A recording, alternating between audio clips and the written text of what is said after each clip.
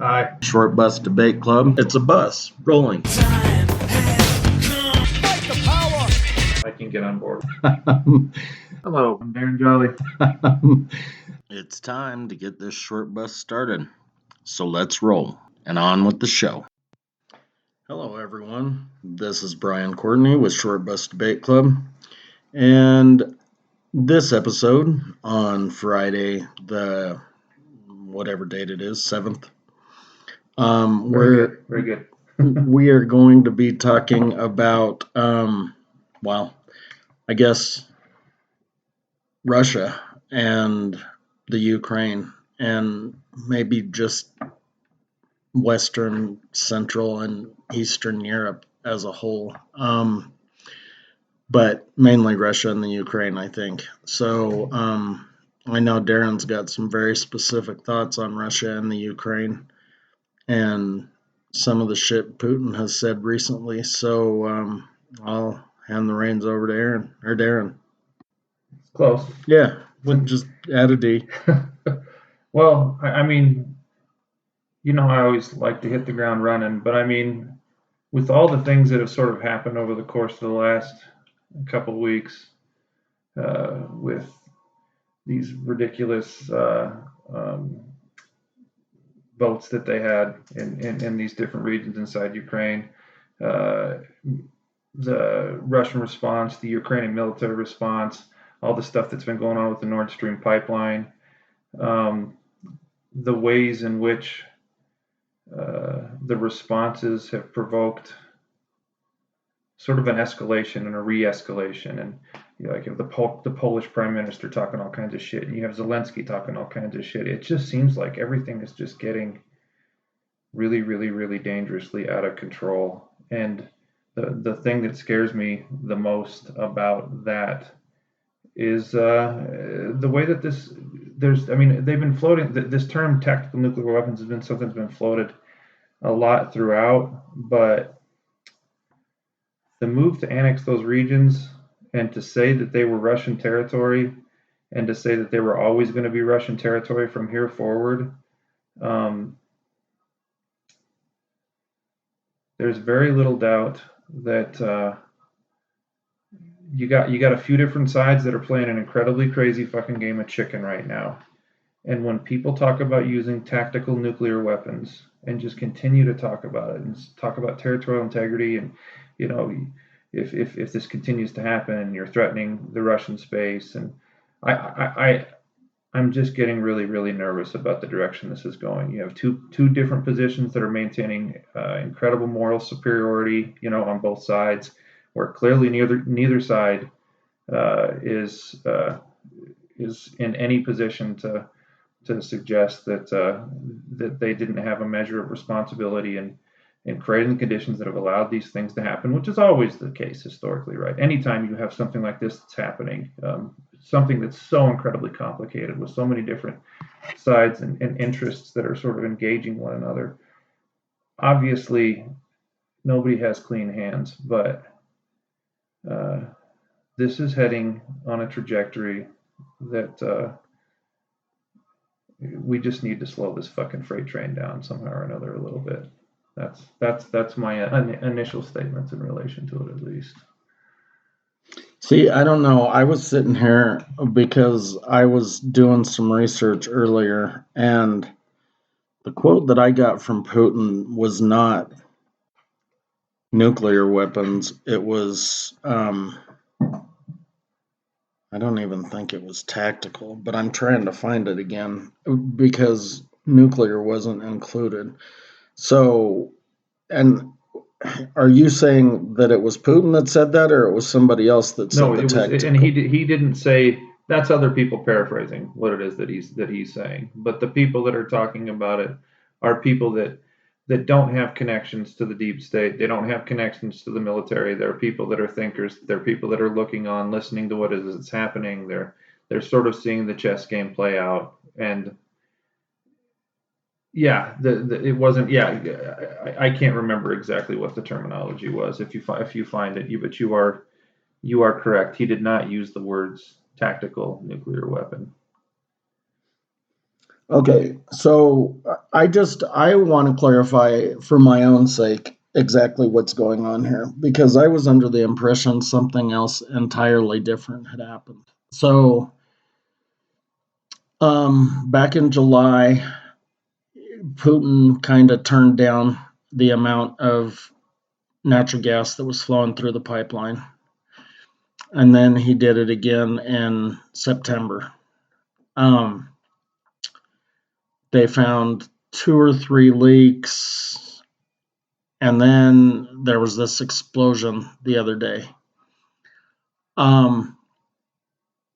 So, doing my research, Germany, who is currently the largest purchaser of Russian fuel in Europe, Yeah, particularly natural gas in that context, yes. purchases or had purchased approximately 50% of what they were buying from Russia. Because of what Russia was doing in the Ukraine, they decided that they were going to not buy that same 50%. So even though Putin had turned down what was flowing through the pipe, Germany said, we're not going to buy all of the stuff from you anyway. But now they seem to be scrambling, trying to find another place to purchase fuel. And from what I've seen, there are a few pretty good alternatives. Azerbaijan is one of them. They're talking to Qatar. They're talking to a couple of the companies that Italy is dealing with. They're dealing with Norway because Norway is the second largest producer of oil in the region. And I guess that gets kind of confusing because as you go up toward the poles, the world isn't as big. So Norway and Russia are a lot closer up there compared to, everywhere else. So when I say the region, I guess I was talking about the region closest to the poles where you're talking about Finland and everything else. Over so close to one another. As opposed to the region of, well, Western, Central, and Eastern Europe. So Italy was the first country to back off and say, fuck you, Russia, we're not buying any more shit from you because of what you're doing to the Ukraine. And they were the first one to really hit Azerbaijan for as much fuel as they've got. But Germany seems to have some really good alternative fuel sources in mind. Now, there is kind of an asterisk on that, and that is a couple of their nuclear power plants were about to be shelved and closed down, and they're planning on reopening them. They've got coal ships running up and down the Rhine, as well as floating, well, basically like a flotilla of fuel on the Rhine as well. So, and they're asking everybody in the country to cut back by like 15%. 15%, yeah, that was the same number. So it sounds like they've got a handle on it. But what I wanted to clarify is, with everything that I've just said, I was kind of under the impression that Russia said fuck you to Germany. And I guess they kind of did first because they cut the flows down. But Germany was the one that said we're not buying our shit from you now. Well, there was definitely, the sanction position came out quick, pretty hard and heavy from everybody on this side. But for a minute there, it looked like Germany was going. The Germany thing is a dimension of it, but Germany was still, it looked like, anticipating that they were going to get natural gas from them for winter. It did not appear that, because they maintained a certain flow relationship with them. They did not cut everything off immediately. I don't know what the numbers are, and when I look at these escalation spaces, like those pipelines were intentionally sabotaged. I mean, they were sabotaged by somebody, but yeah, nobody knows who the fuck it was. There are probably at least two people that know. Well, I'm sure that there are two people that know, yes. But you know who those two people aren't? They aren't these two fucking people in this room. No, they're not these two people. But the thing, I mean, nuclear power plants turning on and off. I don't think that that's something that can just happen overnight. They really did put the kibosh on their nuclear position, pretty heavy duty. But I don't know a ton about. I mean, my background isn't on the energy side of it. My background is in seeing the way that these different pieces have been moving to where, like take Zelensky for example, right? Like he's sitting there on the sideline, and everything that he says that will drive the U.S. to send him more military aid is always the rhetorical position that he maintains. More. We need. Like as soon as this stuff was floated, I wish that I could. We need to figure out what the exact terminology that he used. It was in that speech that was 5 days ago where he was making some pretty pointed comments that were being directed not so much at the Ukraine and pretty directly at us, at the us being the United States, not really the us that's you and me, but the royal us. Oh yeah, well he fully accused the United States of doing their shit. Yeah, I mean to the point where like in the speech it sounded more like he said this is really no longer what do you call it, the war where it's not a proxy war, really. This is really a war that's going on between two other people that maybe we may not be saying it, but that it's really going on between two other people. So, but you got Zelensky on the sideline saying, we need, more missile systems. We need more this, more that, and just like the which is one thing. And I mean, they're asking for emergency quick push into NATO and all that shit. And of course, I'm happy to hear the Congress and the president saying that's not going to happen because if we put you in NATO, then we have to be at war with Russia. There's no ifs, ands, or buts about that. But then you have the Polish prime minister doing the same thing. It's almost like you have all these different actors, and it's sort of getting out of control. I mean, when you get in bed with somebody like Zelensky, maybe that's where the problems begin in the first place, or the hardliners like the Polish prime minister. You're kind of asking for problems to begin with, but it just seems like the direction that this could go on very quickly. It just reminds me of that line out of Hunt for October. You've dispatched your ships, so prudence demands that we dispatch our ships to see your ships, and then wars have begun this way. Something goes wrong when you got too many things going on too close to one another. That's when shit happens. And sorry, go ahead. Well, no, I was just gonna say I think it's kind of funny. I mean, if nukes happen, I guess that it's one of those things. I mean, nothing was gonna last forever, dude. So fuck it, right? There's no sense in losing sleep over it.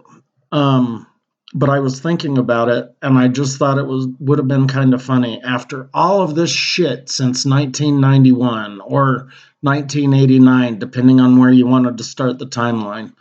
If Germany just said, you know what, fuck it, things haven't really been working out well with us and the European Union.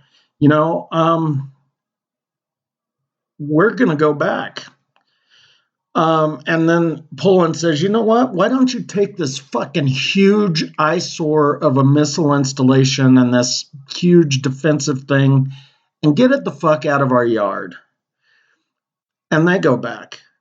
And then all of a sudden, all of the former Soviet blocs, except for the Ukraine, is saying, We want to go back. I mean, obviously, that's not going to happen either. Indeed. But especially not with the Polish. It just kind of made me laugh thinking about that. The 91 thing is really devastating, because I actually was listening to, I listen to Breaking Points a bunch, and Crystal, one of the main contributors, she's about 10 years younger than me, and Sagar's more like 15 or 16 years younger than me.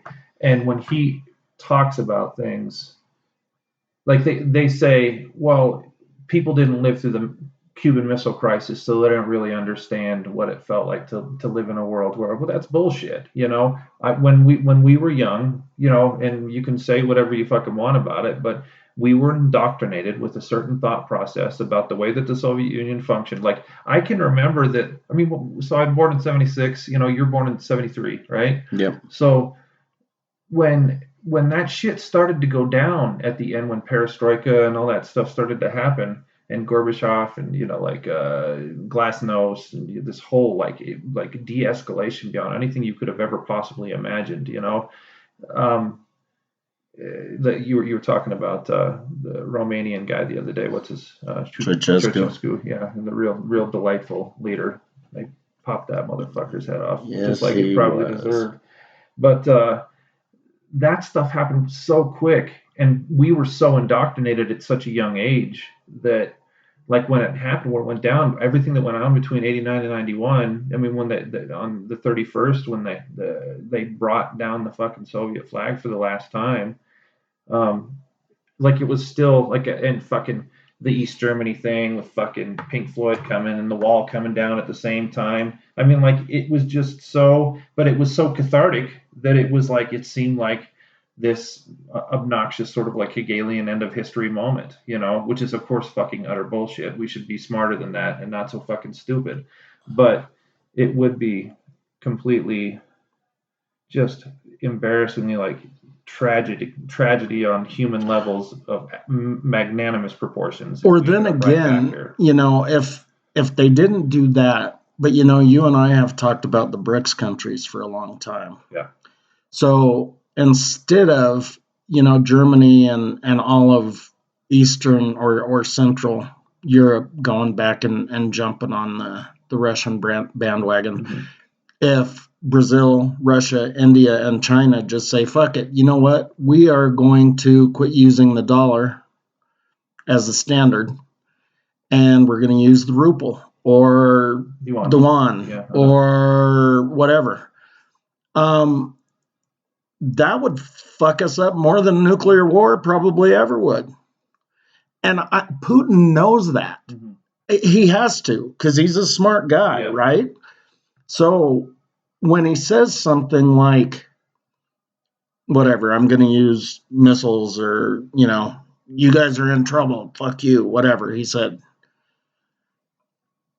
he knows that he can do more to us via cyber warfare or financial, economic warfare than nuclear warfare would do. I hope you're right. But I mean, that's the tough thing about, escalating conflict like this, when you're playing, these cards on this certain level, I mean, when our Hiroshima Nagasaki moment, I mean, you sometimes, like, you have to, you got to pull the fucking trigger. And I'm not saying that but I mean, if a person's going to continue to advance a certain rhetorical space at some point, like, nobody, I just remember, like, even beforehand, when they lined all the fucking troops up north side of the fucking border, and we're just doing an operation, and this is blah blah blah blah blah blah blah, and then the next thing we're in the middle of this thing. Like, sometimes people assume. I hope you're right. I mean, well, so here's the thing, okay? Mm-hmm. If you lined everybody up and you lined all the players up, okay, and so let's say Poland and Germany, Norway, Finland, Italy, Russia, obviously the Ukraine, the United States. If Belarus, Poland, we line all of these people up, and we say, okay, who benefits from what, and this could vary depending on what it is we're talking about. But who benefits from the sabotage of the Nord Stream? Mm-hmm. Who benefits from getting Germany an alternative to their fuel? Who benefits from any number of fucking things? And then we can say, okay, now we kind of know better what the next step would be. Again, I think that Putin is an intelligent person, so I don't anticipate him throwing nukes. And the reason is the intelligence factor is there. The fact that he could hurt us other ways more is there. But I'm not going to do something unless it benefits me somehow, right? And so we've got to think more about what the benefit is going to be with whatever action any of us take. You know, Poland, as far as I'm concerned, Poland is just like fucking Israel. I mean, they're just there. We funnel them money, we funnel them arms, they provide us a strategic space that like helps us. That's it. I mean, it's just to help fucking maintain some level of balance in the region. Strategic balance of power kind of thing. Yeah.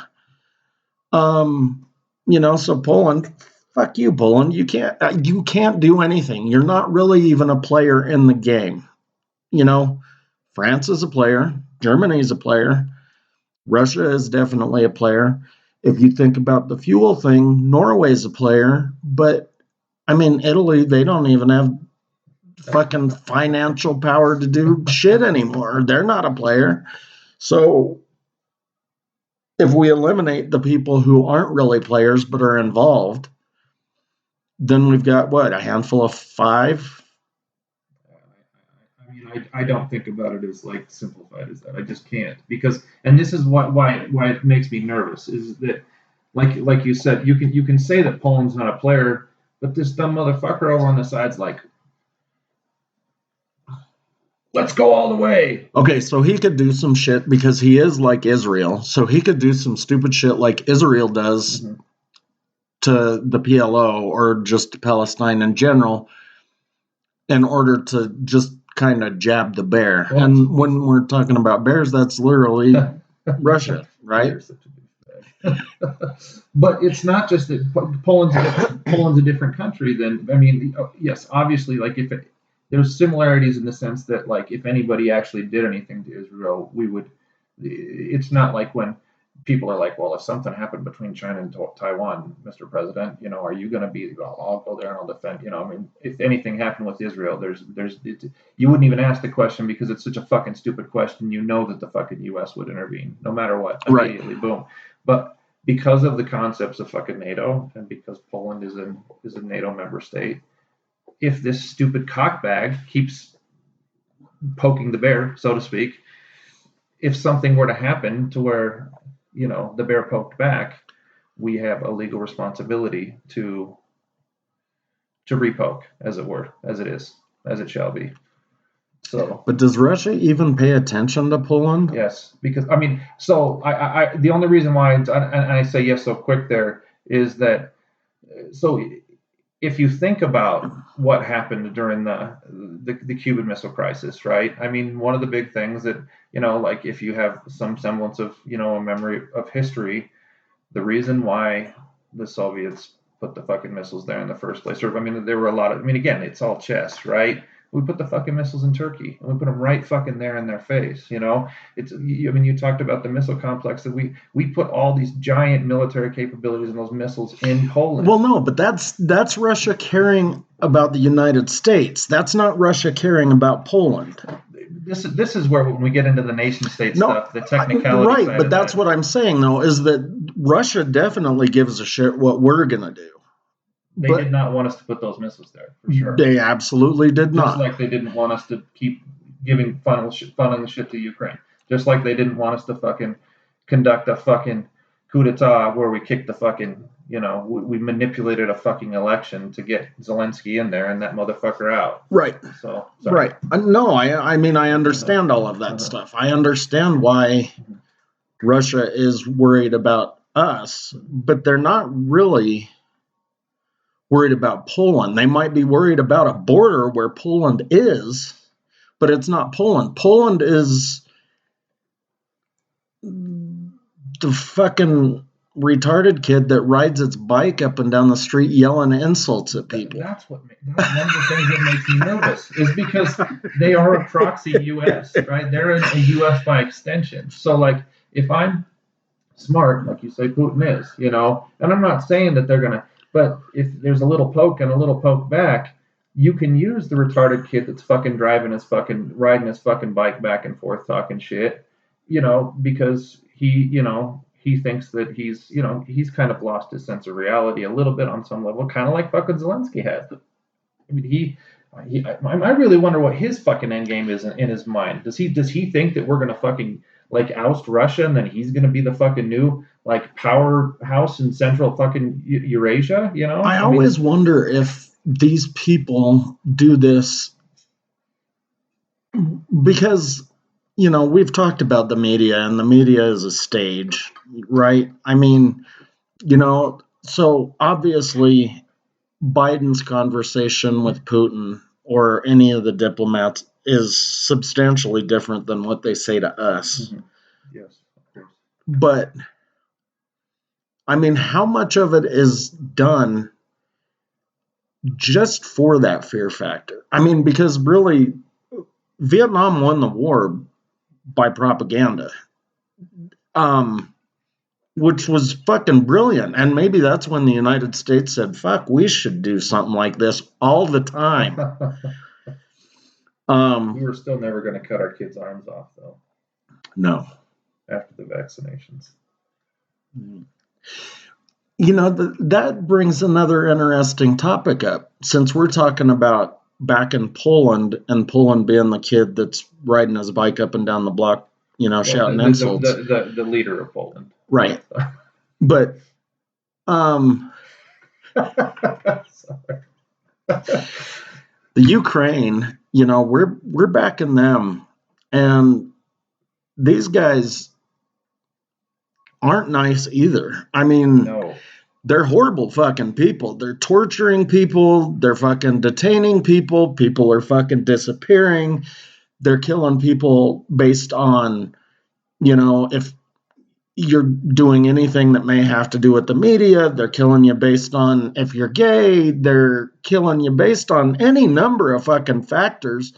And the United States is still like, yeah, Ukraine, go Ukraine. With the entire U.S. population almost unilaterally right there with them, in spite of all of the things you just said. That's a fucking problem. I mean, I don't understand, like, how they're completely fucking blind to all of this. Amnesty International actually fucking wrote a report and said impunity for torture remained endemic. That means it's continuing at a fucking proportional pace, or an exponential pace, I should say. Yeah, that's pretty big, yeah. Impunity for torture remained endemic. Gender-based violence remained widespread, although a new law removed legal obstacles to prosecuting military personnel and police for domestic violence. Well, that's a nice step. That's good. That's good of them to do that. Homophobic attacks by groups advocating discrimination and violence continued. The investigation of attacks against journalists and human rights defenders was slow and often ineffective. A draft law on the security services envisaged additional powers of surveillance without legal safeguards. Okay, good. So they're just watching everybody, too. It reminds me of a moment when, like, they had just floated another $6 billion in weapons into Ukraine. Right. Like, somebody asked this question, so where are those weapons going? Well, we really... We really don't know. We're not exactly quite sure, but with impunity. Yeah. Endemic. Yes. Fuck, dude. And, I was that girl that I used to live with. I argued the same thing because she's like, well, the Ukraine, what about Russia? And I'm like, fuck them. It doesn't have anything to do with you. Why do you care? Well, because of this and this and this and this. And I'm like, because at the time I was like, baby, you don't understand. They are horrible fucking people and they're doing all of this. And she's like, no, I think you're thinking of a different country. It is very, very strange how people in the United States, it's just incredible. Like like you said, the propaganda machine, like it's just, it's devastating. So I've got a serious issue where we're putting our fucking neck out there, and really to judge how much of our neck is actually exposed is hard to say right now.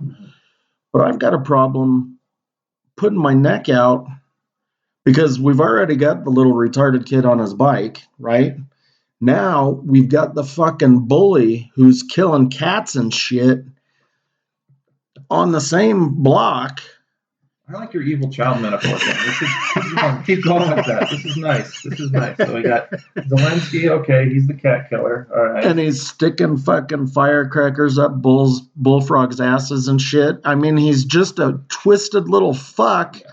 He enjoys it. Clearly. And we're buying him fucking ice cream and taking him to the movies. Well, in the context of the movies, I mean, he was soliciting Hollywood for, he was doing some fucking crazy shit. He knew how to fucking play up that media like nobody's fucking business, both beginning, middle, and end so far, dude. Jesus Christ. Yeah.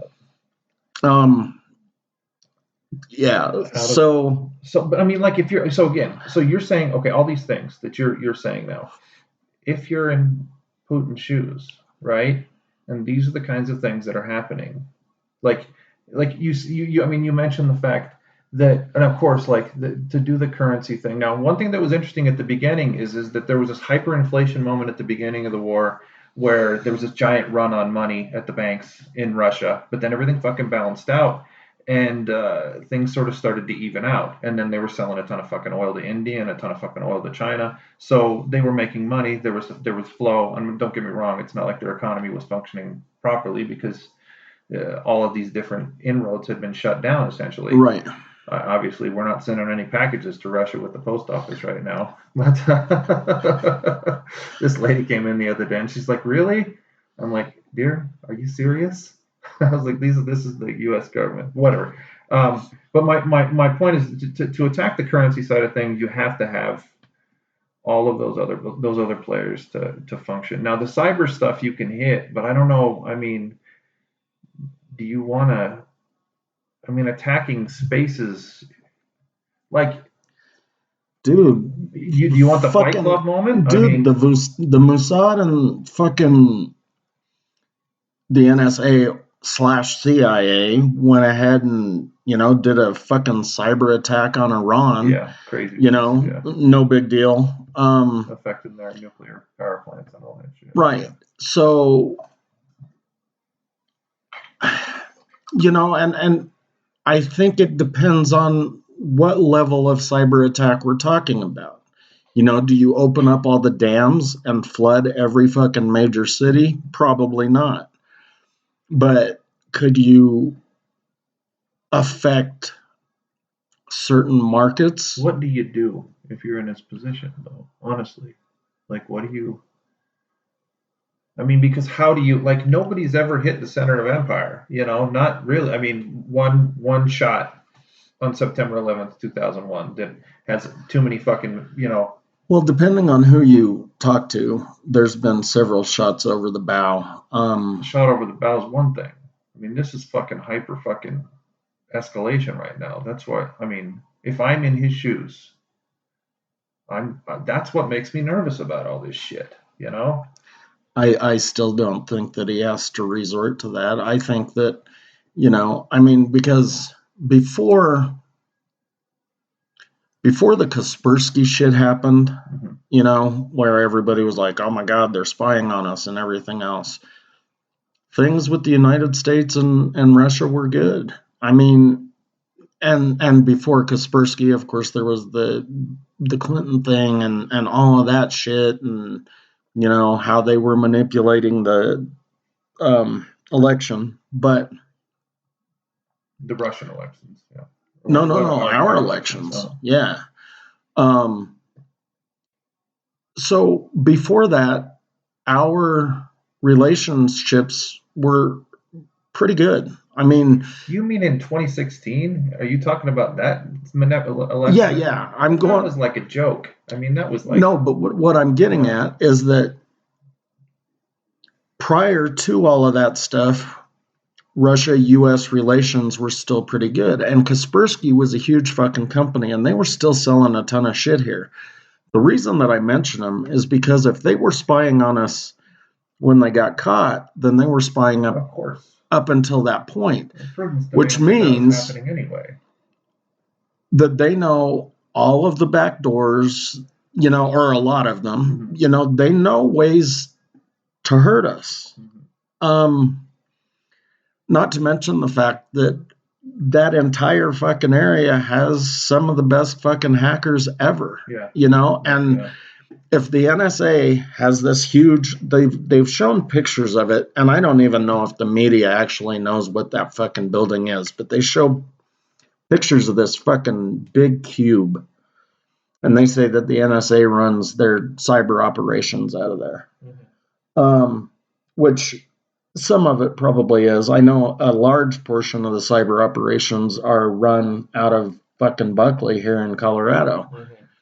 Mm-hmm. The giant golf balls. Correct. So if we have,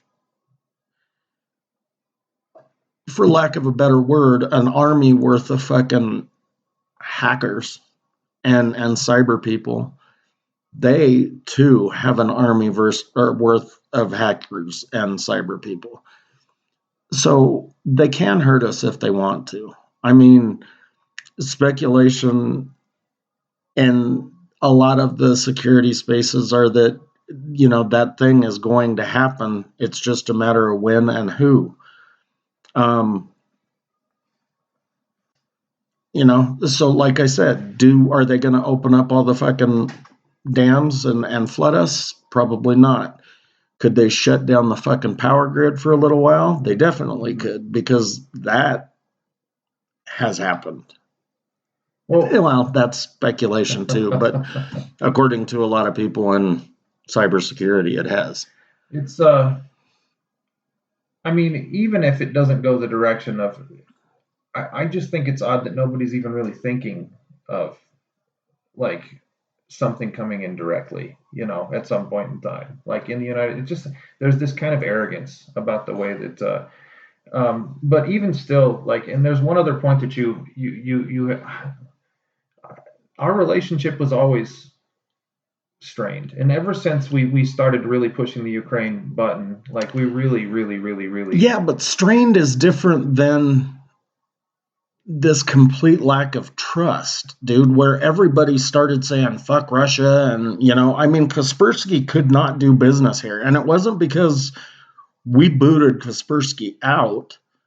It was that nobody would buy Kaspersky. I mean, people were uninstalling Kaspersky left and right. It's kind of like the same thing about the 5G thing. If they would have ever bought the Chinese, those Chinese phones in here, maybe, or something like that, people, something similar to the tech that would have been tied to that. But there was something really fucking hilarious I was listening to. There was a conversation going on between Dave Smith and Joe Rogan where they end up going back to this moment where it was the fucking goofy the guy that he's an apologist now for everything, the what's his name, the one that was right after Jon Stewart, Colbert. Oh yeah. So Colbert, on his show, he had this fucking guy who was some sort of a foreign policy expert, and this was around 2013 2014. This is right about the time that we created the transition of the pro-Russian Ukrainian government to the pro-U.S. Ukrainian government. And Colbert asks the guy, he says, shouldn't shouldn't Obama be like, dancing, on Russia's grave and spiking the football and going woo woo, And the guy's like, I don't know that you really want to rub his nose in it, Right. because if you do that, he's liable to invade the Ukraine, So I mean, that's why like this like constant move, counter move, counter move. I mean, it just seems like we're at a tipping point right now. We're at very and all of the fucking U.S. media doesn't talk about it as if it's they. I mean, they maintain their Russia is the evil empire. They want to be the Soviet Union again. They should have just been doing what it was that we told them to do and just let us put our fucking shit right on its shore. Because as if one of the points that Dave Smith made on that interview that he's having with Rogan. I mean, what if Russia would have come to Mexico and fucking like put a pro-Russian I mean, we'd be going ape shit. I mean, if all of a sudden fucking Quebec was fucking, we seceded from the Canadian, Union and was this pro-Russian, we'd be at war. We'd be fucking flipping out, even if it didn't touch our country. I mean, if it just came to this hemisphere, they wouldn't be happy about it. And I feel disgusted that I'm even going to say this right now because it should be so painfully obvious that nobody is apologizing for anything that's happening over there right now. Like I said earlier, nobody's hands are clean. He's not a wonderfully nice person, but for fuck's sake, if somebody did this to us, we would be going fucking nuts. And having said that, like the fact that it hasn't escalated worse prior to now is actually only a demonstration of, I know you guys can fucking crucify me after I say this, of incredible strategic thought process and incredible restraint. Because if it were us, I'm pretty sure that if the tables were turned, it would be a very, very, very different response. So. Yeah, I think I agree with you, but I don't know what the response would be in that case either. Yeah, I mean, totally in the abstract. What do you do? Because the position is the same. All we've done is just moved who's getting pushed around. Yeah. Right. Mm-hmm. Yeah. Firecrackers up bulldogs' butts. Really? I said bullfrogs. I didn't mean bulldogs. Yeah. I meant bullfrogs. Bulldogs, bullfrogs. Nobody's liking it. No. He is just a fucking twisted little fuck. But yet we just back him. And if anybody mentions that, they're like, oh, no, I don't know what you're talking about. You're obviously a Russian apologist. Those are the nicest guys ever over there in the Ukraine. We just sent 3 or 4 media guys there just the other day, and well, they haven't called us in a while, but we just sent them there. I know they're there. They're writing a story on how good the Ukraine is. Fucking assholes. It is a very strange thing. And I'm not, I mean, like I said, if we, and we're coming close to the end, and like you just said, there's nobody that has clean hands in this entire thing. But really, I mean, like I said, Germany and France, I think, are key players. I think Norway is mainly because of the fuel thing. The United States and Russia, I think, and maybe Great Britain, but not so much, just because they've kind of pulled themselves out and basically looked to Norway for a 3-year contract on getting fuel for them. Well, and every time somebody's tried to go in and broker, peace talks, like Boris Johnson before he got the fucking ousting as prime minister, he went in and he would fucking interrupt shit, make things fucking difficult, go there and escalate conflict again and fucking make it difficult. So fuck the fucking UK. They're just a bunch of pain in the asses too. Fuck the Queen. I didn't say anything about the Queen. I don't want to get killed by any. Oh, she's already dead. That's good. Kick them while they're down. Kick them while they're down. I can't say fuck the Queen anymore. God save the queen. So did that big-eared fuck take the kingdom? Yeah. The one, what's his name's, the one, his wife got killed. Yeah. Yeah, Diana's, what was his name? I can't No, remember. not the son. The queen's son. Or is he dead? No, the queen, the one that was married to To Princess Diana. Yeah. Okay. Uh-huh. Okay, good. Well, fuck the king then. Anyway, this has been enlightening for sure. And we had really lightened it up the last couple episodes, and we really fucked it up today, I think. There was no humor here at all. It was just like, I'm like, I think we're going to fucking die. Yeah. I think that things are going to go right down the path towards escalation and destruction, and it's over, and we're done.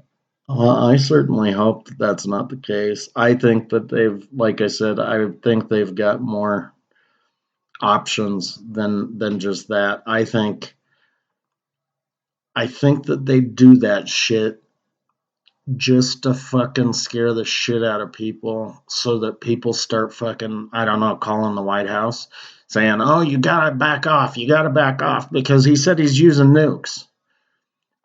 And I was gonna ask the question, are people really that fucking stupid? I am. Yes, they really are that stupid. I am. You didn't call the fucking White House. No, I would never call the White House, but I'm a little nervous right now, to be perfectly honest with you.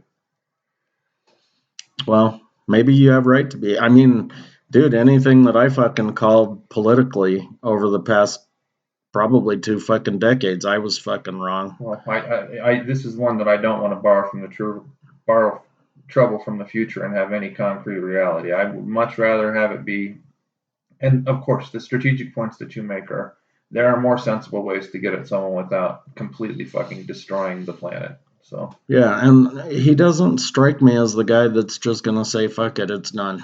Yeah. You know, it's all over. I hope you're right. Hitler, maybe. Napoleon, maybe. Mussolini, maybe. Who was the fucking the Khmer Rouge? Maybe.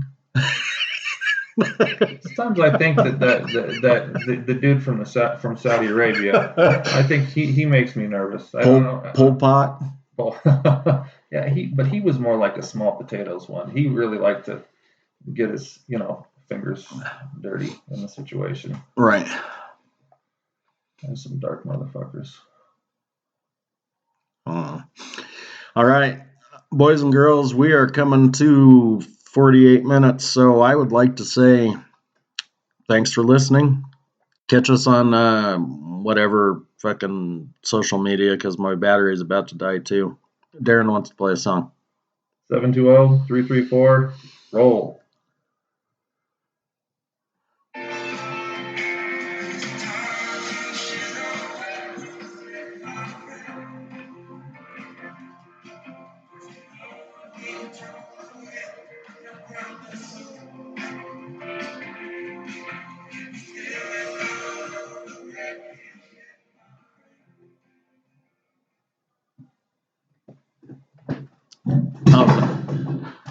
Goodbye, all.